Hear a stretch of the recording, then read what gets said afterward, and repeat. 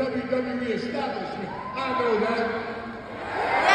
I'm a sore thumb standing out here, and I like it that way. Yeah.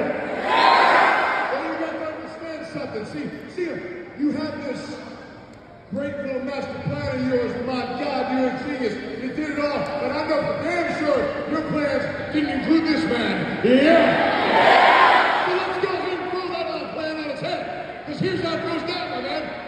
King of the Rings right around the corner. What that means is I got a shot at you, I got a shot at you, I got a shot at you, all on the way to taking what's mine.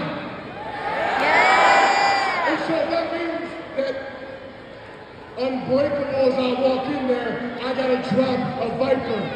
I gotta drop a Nightmare. And if I gotta drop a genius, balding bitch John Cena,